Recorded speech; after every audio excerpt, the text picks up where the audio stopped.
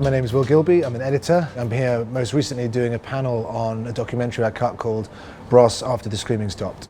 Usual life is editing feature films, and then coming into documentaries from that, the adjustment process of a million times more footage and no script, so the film is really made in post, but also trying to apply that cinematic coverage to like a documentary actuality scene. An awful lot of it's down to lenses and lighting, lens choice and lighting, and obviously you're working with stuff like archive. A lot of that's shot on video and stuff, which isn't inherently cinematic, but obviously can look great. But then also the documentary, some of it is inherently uncinematic, and some of that deliberately stays in. Sometimes you have the stumbles, the focus pulls, the adjust, the sort of stuff that would instantly get snipped out, and sometimes you can use those to create moments to almost feel more real.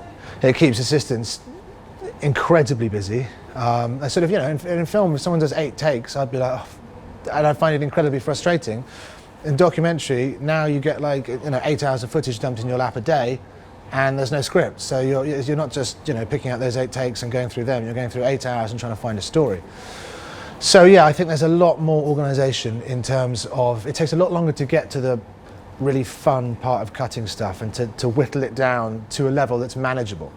I'm doing I'm coming to later on a music documentary at the moment, and the setup and the organisation of it has just been, it's next level. It's operating at I'm sort of learning every day about this stuff, and every job I'm like, oh wow, we're going to be doing this, we're using the metadata, and we're going to be using this. He had a bit where there's the script typed out and you can just click into it anywhere and it'll bring up the appropriate time coded in the interview, and I've never had that before, and it's life-changing. The amount of hours it saves. If I'd had that on Bros, my life would have been a lot easier and better. Yeah. Sometimes when you're cutting a sequence or a montage or a scene or a reflection, and you find yourself finding the right song is the key to unlocking it. Often, that's the other thing, is you put a song down and then just the energy of that just starts dictating the rhythm, and you start putting the shots down, and lo and behold, sometimes that can be a great way in. It's just finding the right track. Obviously, if it's you're cutting a music sequence like that, obviously it's incredibly important to have the music there front and centre, to be hitting the beats and all that sort of thing. But I'll cut a lot of things and then have to watch them silent to know that the edit works. I just find visually, especially if you're doing narrative stuff, like action scenes, stuff like that, it has to work silent, or I can't move on. So I basically spend the most of my day